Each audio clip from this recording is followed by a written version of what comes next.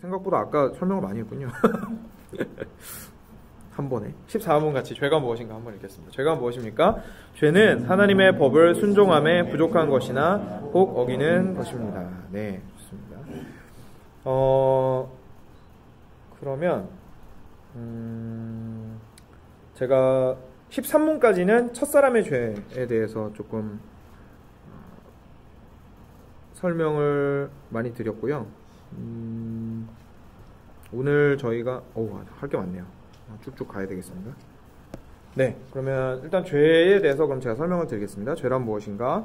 하나님의 법을 순종함에, 여기서 두 가지로 크게 나누고 있는데요. 순종함에 부족한 것이랑 두 번째는 어기는 것입니다. 이게 왜 이런 거냐면 요한일서 3장 4절이랑 야고보서 4장 17절 같이 한번 읽겠습니다. 요한일서입니다. 죄를 짓는 자마다 불법을 행하나니 죄는 불법이라. 야고보서입니다. 그러므로 사람이 선을 행할 줄 알고도 행하지 아니하면 죄니라. 그래서 선을 행할 줄 알고도 행하지 아니하면 죄니라. 이 말씀에 의거해서 순종함에 부족한 것. 그러니까 순종함, 하나님을 향해서 살아가야 하는 기준이 있는데 그 기준에 미치지 못한 것도 죄라고 사실은 이야기를 하고 있는 겁니다. 어기는 것, 2번은 저희가 문제가 없잖아요. 하나님의 말씀이 딱 있는데 그 말씀을 너무 명백하게 어기는 거는 그건 당연히 죄라고 저희가 생각을 하는데 순종해야 하는 것을 하지 않는 것, 그리고 그 기준에 미치지 못하는 것도 사실은 하나님의 법에 순종하지 못하는 것입니다. 그래서 죄입니다, 결국은. 그래서 저희가 꼭 알아야 되는 게 모든 사람이 죄를 범하였으면 하나님의 영광에 이르지 못하더니. 그래서 이 상태를 저희가 꼭 알아야 돼요. 그러니까 이렇게 얘기를 하면, 아니 그러면 여기서 도망갈 수 있는 사람이 없잖아요. 이렇게 얘기하시는 분이 있는데 that's the point입니다. 그 말을 하고 있는 거예요. 네. 모든 사람이 죄를 범하였다라는 이야기를 지금 하고 있는 겁니다. 왜냐하면 글로 써 있는 그 법을 어기지 않을 수는 있습니다. 그런데 순종함에 부족한 것이라고 이야기를 하면 해야 되는 것에 대한 리스트가 있을 때 그 수준에 미칠 수 있는 사람은, 특히 하나님의 기준에 도달할 수 있는 사람은 없습니다, 사실상. 그렇죠? 네. 그래서 이게 바로 우리의 죄의 모습이라는 것을 저희가 조금 알 필요가 있습니다. 다음에 15문입니다. 그러면 죄가 이런 건데, 그러면 우리 처음에 아담과 하와가 지었던 죄는 무엇입니까? 라고 지금 물어보고 있는 거예요. 우리 시조가 창조함을 받은 상태에서 타락하게 된 죄는 무엇입니까? 같이 읽겠습니다. 우리 시조가 창조함을 받은 상태에서 타락하게 된 죄는 그 금하신 실과를 먹은 것입니다. 네, 요거는 그냥 이렇게 넘어가겠습니다. 이해하실 것 같아서. 그 다음이 저희가 조금 이해를 설명을 좀 필요로 하는 부분인데요. 같이 읽겠습니다. 제가 읽을게요. 질문. 모든 인종은, 모든 사람은, 모든 인류는 아담의 첫 범죄 후에 타락하게 되었습니까? 좋은 질문이죠. 내가 죄 지은 것만 생각할 수 있는데 도대체 아담의 죄랑 나랑 무슨 상관인가? 같이 읽겠습니다. 아담으로 더불어 언약을 세운 것은 저만 위하여 하신 것이 아니요 그 후 자손까지 위하여 하신 것이므로 그로부터 보통 생육법으로 출생하는 인종은 모두 그의 안에 있어서 그의 첫 범죄에 참여하여 그와 함께 타락하였다. 네, 이렇게 이야기하고 있습니다. 말씀을 읽고 설명을 좀 드리겠습니다. 사도행전 17장입니다. 같이 읽겠습니다. 인류의 모든 족속을 한 혈통으로 만드사 온 땅에 살게 하시고 그들의 연대를 정하시며 거주의 경계를 한정하셨으니. 네, 고린도전서 15장입니다. 맨 마지막에. 사망이 한 사람으로 말미암았으니 죽은 자의 부활도 한 사람으로 말미암는도다. 아담 안에서 모든 사람이 죽은 것 같이 그리스도 안에서 모든 사람이 삶을 얻으리라. 네, 좋습니다. 자, 이것도 사실 아까 말씀드렸던 죄가 어떻게 처음 들어왔습니까? 라는 거랑 비슷하게 좀 어려운 표현으로 뭐라고 하냐면요, 아담의 대표성이라는 표현을 씁니다. representation. 아담이 어떻게 우리를 represent 하느냐, 아담이랑 우리랑 뭔 상관이냐, 쉽게 말해서 아담이랑 우리랑 무슨 상관이냐, 아무 상관 없는 것 같은데, 본 적도 없고, 그렇죠? 네. 심지어 인종도 다른 것 같고 어쩌면 피부색도 다를 수도 있고, 네. 뭐 하는 사람인지도 지금 성경 몰랐으면 진짜 아예 모르겠는데 지금 듣도 보도 못한 사람 때문에 지금 나보고 죄인이라는 거냐 라는 불만이 나올 수가 있고, 우리가 그리스도인으로서도 이 불만을 가지지 않더라도 우리가 우리의 죄를 이해할 때 우리의 죄의 상태가 아니라 내가 지은 죄만 생각을 할 가능성이 있습니다. 무슨 말인지 이해되시죠? 이걸 잘 이해를 못하시면, 네. 아담이랑 나랑 무슨 상관인지를 이해를 잘 못하시면, 그래서 그거를 조금 설명을 드리도록 하겠습니다. 방금 말씀을 읽었던 대로 하나님께서는 한 혈통으로 우리 인간들을 창조하셨습니다. 그래서 처음에 아담을 창조하셨을 때에 아담과 언약을 맺으셨는데, 그 언약이라는 게 바로 그 아까 말씀드렸던 네가 나에게 순종하고 그리고 선악을 알게 하는 이 나무의 열매를 먹지 말아라. 먹으면 죽을 것이고 계속해서 순종을 하면 생명나무의 열매를 통해서 지속적으로 그 생명을 너에게 허락해 주겠다라고 하나님께서 말씀을 해주셨잖아요. 그 안에서 지속적으로 살아가는 그 언약을 주셨는데, 그 언약은 아담과 맺으신 거예요. 근데 아담은 첫 사람이잖아요. 그래서 아담을 우리가 이런 생각을 아담의 죄랑 나의 죄랑 무슨 상관입니까? 라고 질문을 할 때 첫 번째 보통 일반적으로 우리 마음에 있는 생각이 뭐냐면 아담을 우리랑 똑같은 사람으로 생각하는 거예요.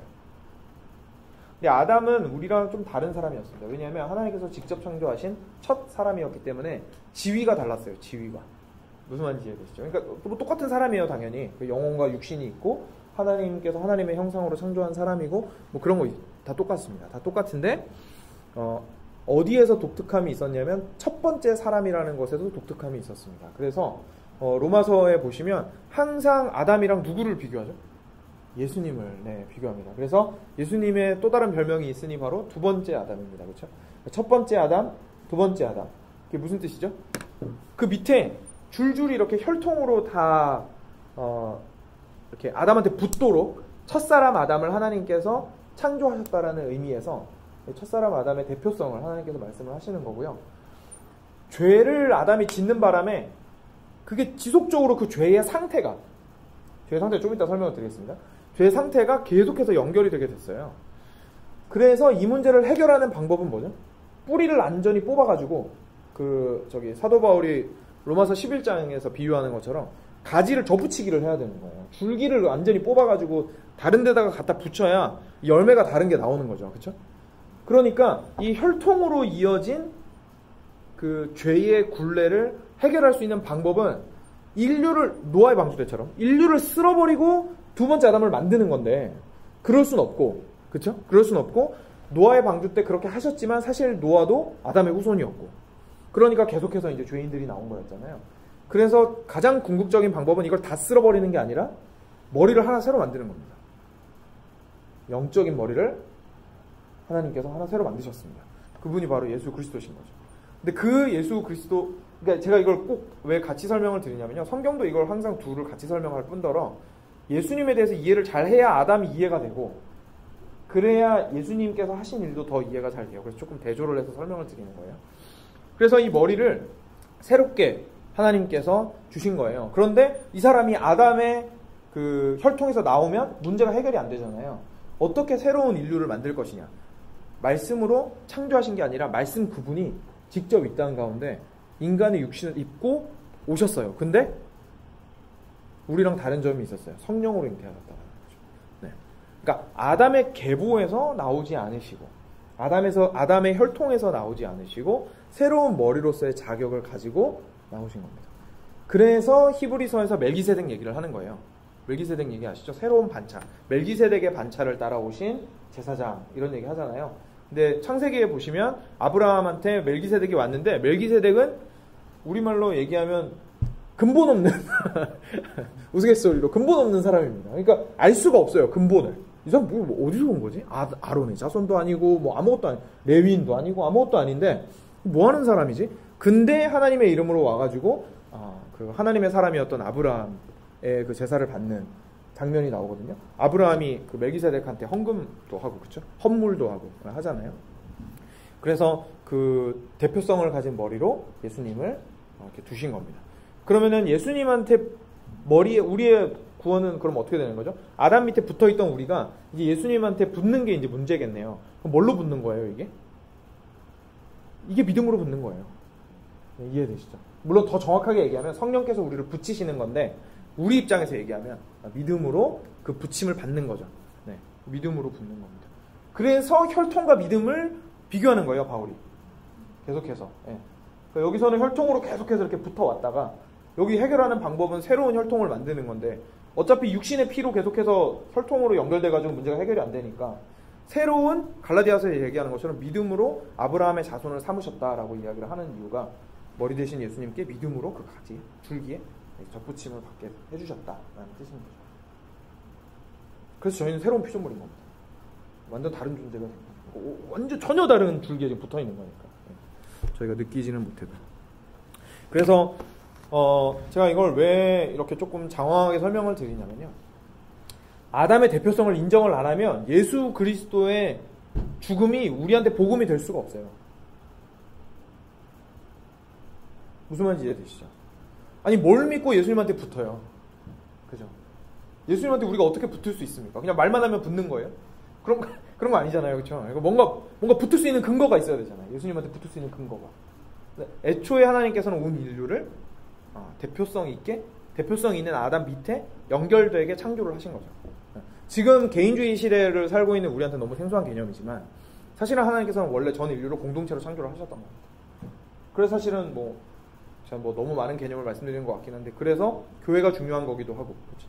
왜냐하면 전 인류를 하나님께서 사실은 교회로 만드신 건데 하나님의 가족으로 한 공동체로 만드신 건데 그게 죄악으로 말미암아 완전 무너졌으니까 이제 믿음으로 말미암아 세워지는 공동체로 세우신 거기 때문에 교회를 가족이라고 말할 수 있는 거고 교회를 하나님의 집이라고 말할 수 있게 된 거죠. 그런 이제 근거들이 있습니다. 그래서 저희가 아니 도대체 왜 내가 짓지도 않은 죄 가지고 지금 나한테 이럽니까? 라고 말을 하신다면 그러면 예수님의 부활도 가져가지 마십시오라고 얘기를 해야 되는 거예요. 왜냐면 결국 대표성의 문제이기 때문에. 이해되시죠? 예수님의 부활이 나의 부활이 되려면 내가 예수님과 연합을 해야 되는데 붙을 수 있는 근거가 있어야 되잖아요. 그러니까 원래 나는 아담에게 붙은 자로 태어났다라는 근거가 있어야 이게 여기서 뽑혀가지고 일로 붙는다라는 그 일관성이 생기는 거지. 그런 적이 한 번도 없는데 다 나달이 그냥 쌀알처럼 살아가는 사람들이었는데 죄도 그냥 다 자기가 지은 죄만 하나님께서 보시는 사람들이었는데 무슨 근거로 예수님께 붙어가지고 내가 예수님의 죽음이 내 죽음이 되고 예수님의 부활이 내 부활이 되겠습니까? 예수님의 대표성을 우리가 인정을 하려면 아담의 대표성을 인정을 사실 해야 됩니다. 그래서 그만큼 중요한 문제입니다. 그래서 이게 원죄입니다. 이게 원죄예요. 그러니까 아담이 지었던 그 죄를 내가 따먹지도 않았는데 나한테 죄를 지었다라고 말씀을 하시는 게 아니라 그 상태가 하나님께 단절된 상태가 지금까지 계속 내려오는 거예요. 왜냐하면 대표성이 있는 아담이 하나님의 줄기로부터 끊어졌으니까. 끊어진 상태로 계속 내려오는 거죠.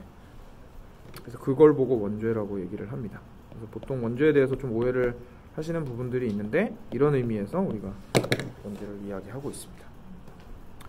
조금 어려운 얘기였지만 이해가 되셨기를 바라고 그래서 여기서 이렇게 이야기를 16문에서 하고 있는 겁니다.